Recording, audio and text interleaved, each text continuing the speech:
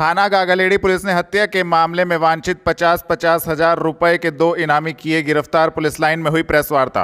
आपको बता दें, वरिष्ठ पुलिस अधीक्षक के निर्देशन में पुलिस अपराध नियंत्रण हेतु अपराधियों के विरुद्ध कार्रवाई कर रही है।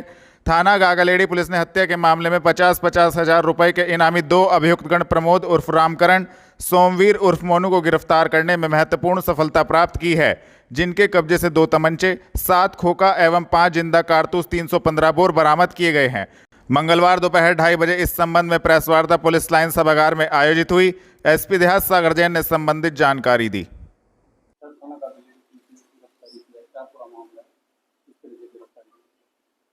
मैं 2 जनवरी 2000 एक प्रॉपर्टी डीलर है, उसकी घर में घुसकर शूटर्स द्वारा 8 से 10 राउंड फायर करके नृशंस हत्या कर दी गई थी। इसमें थाना गागालेड़ी पर मुकदमा अपराध संख्या 2/25 पंजीकृत हुआ था और इसमें तभी से निरंतर हमारी विभिन्न टीम्स इस पर काम कर रही थी। थाना गागालेड़ी की एसओजी की सर्विलांस की विभिन्न टीम्स इस पर काम कर रही थी। इसमें बीते दिनों जो एक शार्प शूटर था जो इस घटना में इन्वॉल्व था, जिसका नाम सिप्पी था, उसे बाद पुलिस मुठभेड़ गिरफ्तार किया गया था और इसके जो 2 साथी साथ में आए थे वो वहां से मौका देखकर फरार हो गए, जिनकी कॉम्बिंग निरंतर पुलिस टीम द्वारा कराई जा रही थी। इसमें अवगत कराना है कि बीती रात इन दोनों जो साथी थे जो उस घटना में आए थे, परसों की जो घटना में, उन्हें भी बाद पुलिस मुठभेड़ गिरफ्तार कर लिया गया है और उनके नाम प्रमोद उर्फ रामकरण, ये राजौंद थाना जिला कैथल हरियाणा के रहने वाला, और इसका जो साथी है मोनू, ये भी कैथल का ही रहने वाला है, राजौंद का। और इसमें जो प्रमोद है, ये जो जनवरी 2 तारीख को जो घटना हुई थी मर्डर की, इसका मेन मास्टरमाइंड है और ये जो मृतक है उसके साथ प्रॉपर्टी का काम करता था और इनका प्रॉपर्टी डिस्प्यूट हुआ था पैसे को लेन देन को लेकर, और इसने फिर योजनाबद्ध तरीके से शूटर्स हायर किए थे और शूटर्स हायर करने के बाद उन्होंने इसकी नृशंस हत्या की थी। 8 से 10 राउंड फायर किए थे और पुलिस ने एक शूटर पूर्व में ही गिरफ्तार कर लिया गया और इसमें जो मास्टरमाइंड है उसे भी पुलिस ने गिरफ्तार कर लिया है और इन पे दोनों पे 50-50 हजार रुपए के इनाम भी घोषित था। और इसमें यह भी अवगत कराना है कि पिछले 6 महीने से पुलिस निरंतर इस घटना पर काम कर रही थी और इस घटना के लिए विभिन्न टीम्स का गठन किया गया था और इसमें पंजाब हरियाणा के जो शूटर्स हैं वहाँ के रहने वाले हैं, तो पुलिस ने निरंतर विभिन्न ठिकानों पर हरियाणा राजस्थान के एरिया में दबिश दी, पंजाब के एरिया में इसमें दबिश दी गई है, जम्मू कश्मीर में भी हमारी टीम गई है और लगभग 6 महीने में 2 लाख किलोमीटर के आसपास टीम ने ट्रेवल किया है। इसमें कई रात जो है वहाँ पर पंजाब और हरियाणा के विभिन्न स्थानों पर रहकर मैनुअल इंटेलिजेंस हमने गैदर की है। इस पूरे घटना को खोलने में एडवांस सर्विलांस का पुलिस ने इस्तेमाल किया है। इसमें ये लोग जब शूटर पकड़ा गया था तो उससे जब डिटेल में पूछताछ हुई तो वो मोबाइल नहीं रखता था, वो ट्रक्स में हेल्पर का काम करता था और अपनी निरंतर जगह जो है पोजीशन चेंज करता रहता था और जो भी राह में चलते हुए लोग हैं उनसे इंटरनेट की मदद से, हॉटस्पॉट की मदद से वो व्हाट्सएप कॉल करता था और इसने जो नंबर भी चल रहा था जिसपे व्हाट्सएप है वो भी बाहर का नंबर था, विदेश का कोई नंबर था। इसके अलावा जो प्रमोद है ये भी घटना के बाद मलेशिया चला गया था, जिसका लुकआउट सर्कुलर जारी किया हुआ था और इसका पासपोर्ट भी इम्पाउंड कर दिया गया था। इससे जब पूछताछ हुई प्रमोद से तो इसने बताया कि ये नेपाल के रास्ते लैंड बॉर्डर से इंडिया में एंटर किया था और बीते दिनों जो इस मर्डर केस की जो वादिया है उसको निरंतर ये इस केस में फैसला करने का दबाव बना रहा था और इसी दबाव के चलते 2 दिन पहले ये सहारनपुर के आसपास आए थे जिससे कि वादिया के ऊपर ये दबाव बना सकें, जिसके बाद पुलिस ने मैनुअल एवं एडवांस सर्विलांस की मदद से पहले तो शूटर को गिरफ्तार किया, बाद पुलिस मुठभेड़, और उसके बाद ये जो फरार अभियुक्त थे 2, इन लोगों को भी बाद पुलिस मुठभेड़ गिरफ्तार किया गया। इसमें अब जो घटना है मर्डर की, उसमें एक जो शूटर है जो सिप्पी जो शूटर था उसका साथ आया था, वो उसमें फरार है और उसके लिए भी हम लोग उसी तरह का पूरा मोडस ऑपरेंडी यूज कर रहे हैं, सर्विलांस यूज कर रहे हैं और उसे भी जल्द हम गिरफ्तार करेंगे। शास्त्री नगर स्थित कार्यालय पर हिंदू जागरण मंच की बैठक का हुआ आयोजन। हिंदूवादी नेता पर हुए हमले की गई निंदा। आपको बता दें मंगलवार शाम 5 बजे शास्त्री नगर स्थित कार्यालय पर हिंदू जागरण मंच की बैठक का आयोजन हुआ। इस अवसर पर हिंदू जागरण मंच के प्रांत अध्यक्ष ठाकुर सूर्यकांत सिंह ने कहा कि 7 जुलाई 2025 को मुजफ्फराबाद पुलिस चौकी थाना फतेहपुर के पास विधर्मी असामाजिक तत्वों द्वारा हिंदूवादी नेता अविनाश सिंह पर हमला किया गया, जिसकी हिंदू जागरण मंच निंदा करता है। उन्होंने कहा कि कांवड़ यात्रा शुरू होने जा रही है। शासन प्रशासन ऐसे संवेदनशील मामले में लीपापोती करने की कोशिश कर रहा है। सूर्यकांत सिंह, प्रांत अध्यक्ष हिंदू जागरण मंच, मेरठ प्रांत।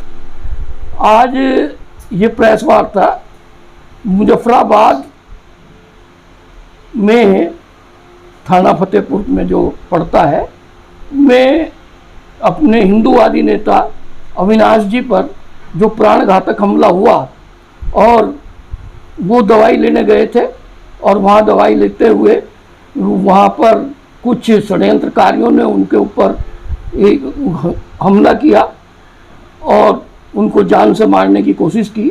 वो बहुत बुरी तरह घायल हैं, यहाँ सिविल अस्पताल में भर्ती हैं, ट्रामा सेंटर में। ये घटना ये सिद्ध करती है कि सहारनपुर जिले का अमन चैन बिगाड़ने के लिए कुछ विधर्मी तत्व प्रयास कर रहे हैं। जो कांवड़ अपनी यात्रा चलनी है, उस कांवड़ यात्रा के सकुशल संपन्न होने में परेशानी पैदा कर रहे हैं और ऐसी घटनाएं हम मुजफ्फरनगर और मेरठ तथा और जिलों में भी देख रहे हैं। ये एक असामाजिक तत्व बहुत बड़ा विघ्न पैदा करने का प्रयास कर रहे हैं। ये सभी समाज को पता ही है कि मुजफ्फराबाद से होकर के अपने जो उत्तराखंड, हिमाचल और ये हरियाणा के खिजराबाद आदि के कांवड़िए कांवड़ लेकर के जाते हैं और जो बहुत ही शोचनीय स्थिति है। और यदि इस प्रकार की कानून व्यवस्था रही तो इस पर कांवड़ यात्रा का आराम से संपन्न होना मुश्किल हो जाएगा, कांवड़ यात्रियों में भय पैदा कर सकती है। हमारी मांग है कि हिंदू जागरण मंच की मांग है कि इस पर शासन प्रशासन त्वरित ध्यान दे तथा जो अपराधी हैं, जो नामजद हैं तथा जो उसमें सहयोगी हैं, उन सब को पकड़ करके इस मामले में कड़ी कार्रवाई तथा आवश्यक कार्रवाई करें।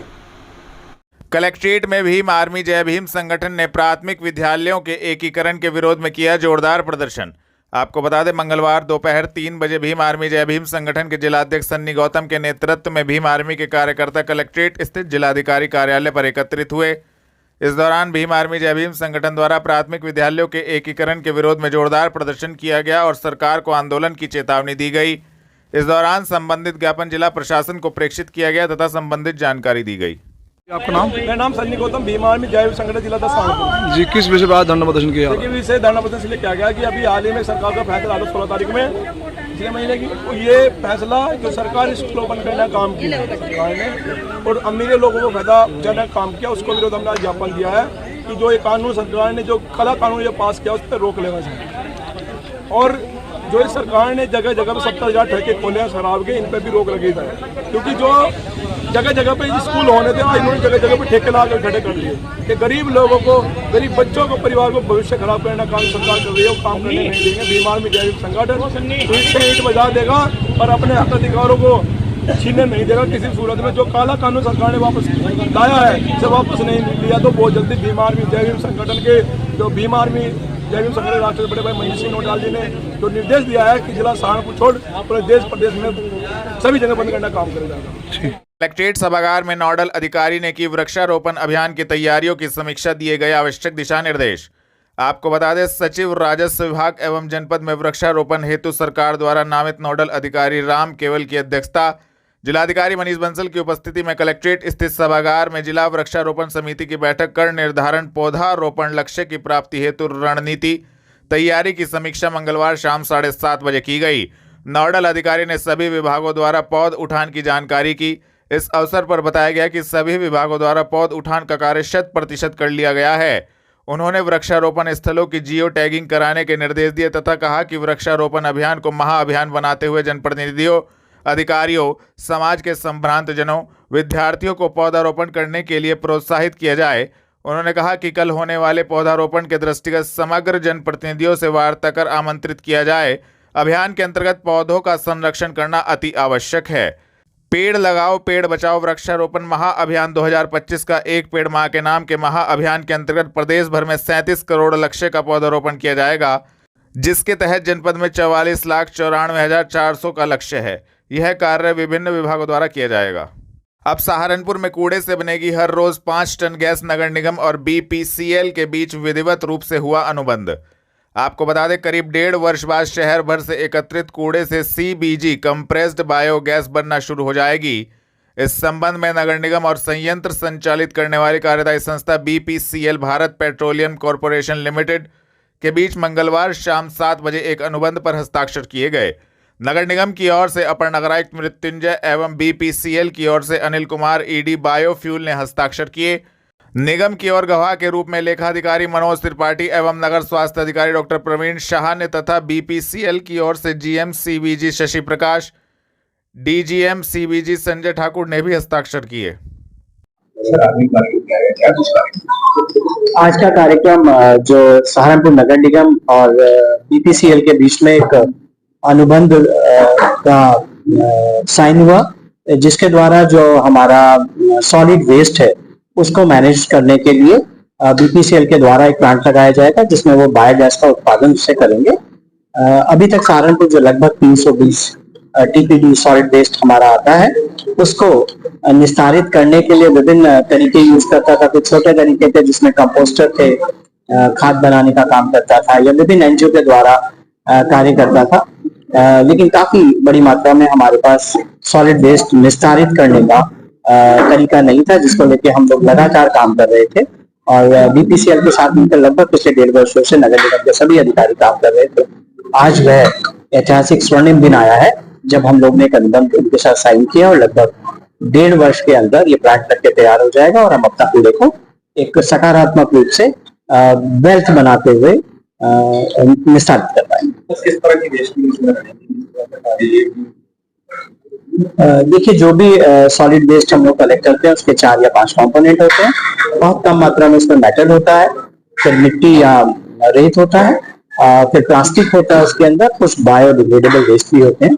तो उन सबको अलग करते हुए, सेपरेट करते हुए निस्तारण का कार्य किया जाता है। और ऐसी चीजें जिनकी की ऊर्जा क्षमता, कैलोरिक वैल्यू होती है, उनके द्वारा बायोगैस में कन्वर्ट किया जाता है और बायोगैस को प्रयोग किया जाता है विभिन्न तरह के ऊर्जा स्रोतों में। हमेशा कोशिश करते हैं कि केवल पॉलिसी नहीं चलाने, लेकिन वो फिर भी बात है कि गैस के लिए स्टेशन को अभियान चलाया जाए। आपसे मैं बड़ी विनम्रता पूर्वक आग्रह कर रहा हूँ, सब पत्रकार माध्यम आने वाले वर्षों में लगातार जन सहभागिता के साथ एक जन आंदोलन चलाएं, जिसमें एट सोर्स घर पर ही सूखे कूड़े और गीले कूड़े को अलग करने का कार्य किया जाए। हम लोग सब मिलकर उसके सहभागी बनेंगे और लोगों के बीच में जो एक परिवर्तन होता है, व्यवहार में परिवर्तन की बात होती है, तो व्यवहार में परिवर्तन करने का कार्य करेंगे, जिससे हम लोग आने वाली जनरेशन को एक बहुत ही स्वस्थ माँ पृथ्वी दे पाए। और हमारे अनेकों अनेक चीजें हैं जिससे उसमें सुधार होता है, चाहे वो हमारी जैविक गुणवत्ता हो, चाहे वह भूमि की उत्पाद क्षमता हो, या वो जानवरों को बचाना हो, या वाटर लॉगिंग से हमारे नाले नालियां सीवर को ब्लॉक करना बचाना हो, और लंबे समय में जो क्लाइमेट में चेंजेस आ रहे होते हैं उसके भी उनका सब। कितने का ये बजट रहेगा, तो बैटरी लगाई जाएगी और कितनी टीम रहेगी, क्या वो BPCL अपने CSR के माध्यम से, जो उनकी सोशल रिस्पॉन्सिबिलिटी होती है, उसके माध्यम से इसको लगाएगी। सहारनपुर नगर निगम का कार्य सिर्फ सोर्स से लेकर एट साइट उनको कूड़ा ले जाने तक का रहेगा, तो पूरा खर्चा एक CSR के माध्यम से BPCL उसको वहन करेगी। ऑलरेडी हमारा गुन्ना माहेश्वरी में एक जगह जो खरीदी गई थी, उसके बाद उसको ज्यादा बढ़ाने की जरूरत थी, बड़ी खरीद के बनाया गया था। वहाँ already shed, boundary wall, infrastructure सब ऑलरेडी लगा हुआ है, वहीं पर BPCL उस क्षेत्र में काम। समय की बात करें ऐसा BPCL के जो मान्य अधिकारी यहाँ पर उपस्थित है, उन लोग ने बताया लगभग 1.5 वर्ष का समय इसको लगने वाला है। नुमाइश कैंप स्थित नवयुग पार्क में एफबीडी के रक्तदान शिविर में 60 रक्तदाताओं ने किया रक्तदान। आपको बता दें, स्वैच्छिक रक्तदान को बढ़ावा देने और गर्मी के मौसम में जनपद में रक्त की आपूर्ति बनाए रखने के उद्देश्य से family of blood donors trust द्वारा जनपद के नुमाइश कैंप स्थित नवयुग पार्क में एक रक्तदान शिविर का आयोजन मंगलवार शाम 5 बजे तक किया गया। रक्तदान शिविर में कुल 60 रक्तदाताओं, महिला एवं पुरुषों ने बढ़ चढ़ कर भाग लिया। तकरीबन 23 रक्तदाता स्वास्थ्य जांच में अयोग्य पाए गए, जो कि रक्तदान करने से वंचित रहे। मेरा नाम विनीत रामपाल है। मैं family of blood donors trust का कोर मेंबर हूँ और आज हमने नुमाइश कैंप में नवयुग पार्क में एक रक्तदान शिविर लगाया है और यहाँ हम नुमाइश कैंप में हर 6 महीने में हम एक शिविर लगाते हैं। ये शिविर हम इसलिए लगाते हैं ताकि लोगों में रक्तदान के प्रति जागरूकता पैदा हो। जो लोगों के मन में भ्रांतियाँ हैं रक्तदान को लेकर कि इसमें कमज़ोरी आती है या क्या, उनको दूर करने के लिए और लोगों के अंदर रक्तदान के लिए जागरूकता लाने के लिए हमने ये रक्तदान शिविर लगाया है। कितने लोगों ने रक्तदान कर दिया अब तक? यहाँ 40 रक्तदाताओं ने अब तक रक्तदान कर दिया है और अभी शिविर चल रहा है। आपका नाम? मेरा नाम नंदिनी है। क्या कहना चाहेंगे जो आज रक्तदान शिविर लगाया? आज का हम ये कहना चाहेंगे कि नवयुग पार्क में हम हर साल 6 महीने के बाद यहाँ पे ब्लड का कैंप लगाते हैं। यहाँ पर लोग बहुत उत्साहित होते हैं ब्लड देने के लिए और हमें किसी को कहने की आवश्यकता भी नहीं पड़ती। लोग अपने आप यहाँ पे ब्लड डोनेट करने के लिए आ जाते हैं। ब्लड देने से किसी को भी किसी तरह की कोई कमजोरी वगैरह नहीं होती है। ब्लड देना एक बहुत ही अच्छा काम है जिससे हम दूसरों की जान बचा सकते हैं। 10 जुलाई को जैन बाग मंदिर में होगी चतुर्मास कलश स्थापना। आपको बता दें, श्री दिगंबर जैन मंदिर जैन बाग में आगामी 10 जुलाई को आचार्य श्री 108 विमर्श सागर महाराज के सानिध्य में चतुर्मास कलश स्थापना का आयोजन होगा। इस दौरान देश भर से श्रद्धालु सहारनपुर पहुंचेंगे। कलश स्थापना उन्हीं पुण्यशाली शावकों द्वारा की जाएगी जिनका चयन आचार्य श्री के निर्देशन में किया जाएगा। पत्रकारों को संबंधित जानकारी दी गई। जिला स्तरीय कुश्ती प्रतियोगिता में खिलाड़ियों ने दिखाए दांव-पेच। आपको बता दें, जिला स्तरीय कुश्ती जूनियर बालक प्रतियोगिता में खिलाड़ियों ने अपने खेल का शानदार प्रदर्शन कर खूब दांव-पेच दिखाए। प्रतियोगिता के पुरस्कार वितरण समारोह में विजेता खिलाड़ियों को अतिथियों के द्वारा सम्मानित किया गया। जिला प्रशासन एवं क्षेत्रीय खेल कार्यालय सहारनपुर के द्वारा आयोजित जिला स्तरीय कुश्ती जूनियर बालक प्रतियोगिता का आयोजन doctor Bhimrao Ambedkar sports stadium में किया गया। खेल निदेशालय उत्तर प्रदेश के तत्वाधान में आज क्षेत्रीय खेल कार्यालय सहारनपुर ने जिला स्तरीय प्रतियोगिताओं का शुभारंभ किया, जिसमें 8 खेलों की जिला स्तरीय प्रतियोगिताएं हो रही हैं। क्रिकेट प्रतियोगिता हमने 5 तारीख से शुरू कर दी थी क्योंकि वो ज़्यादा दिन तक चलती है और यहाँ पर पूरे ज़िले से लगभग इस समय तक 250 से 300 खिलाड़ी आ चुके हैं और हमारे प्रशिक्षक, हमारे ऑफिशियल्स और जो हमारे संघ हैं उनके समन्वय से ये प्रतियोगिताएं हो रही हैं और अभी कुछ ही देर पश्चात हमारे माननीय मुख्य अतिथि मेयर साहब एवं सिटी मजिस्ट्रेट साहब आकर आज खिलाड़ियों को पुरस्कृत करेंगे। प्रतियोगिता का मेन उद्देश्य है कि इन खिलाड़ियों को मोटिवेशन मिले, आगे जो छोटे बच्चे हैं उन लोगों को महसूस हो कि अंतर्राष्ट्रीय स्तर पर प्रतियोगिताएं कैसे होती हैं, इसके नियम क्या होते हैं और इसमें टैलेंट आइडेंटिफिकेशन भी हमको मिल जाता है कि राष्ट्रीय स्तर पर हम एक अच्छे खिलाड़ियों को तैयार कर सकें। खेल विभाग के द्वारा खेल प्रतियोगिताएं कराई जा रही है, आप खिलाड़ियों के क्या संदेश देना चाहते हैं? मैं खिलाड़ियों को यही बोलना चाहूँगा, अधिक से अधिक मेहनत करो, प्रयास करो। सहारनपुर में बहुत अच्छा ये स्टेडियम मिल गया है और बहुत अच्छी सुविधाएं आप लोगों को मिल रही हैं। अधिक से अधिक अपने मोहल्लों में, घरों के पास, कॉलोनियों में सबको बताओ और ज़्यादा से ज़्यादा बच्चों को यहाँ पर प्रैक्टिस करने हेतु लेकर आओ और मोबाइल वगैरह ये सब मत खेलो।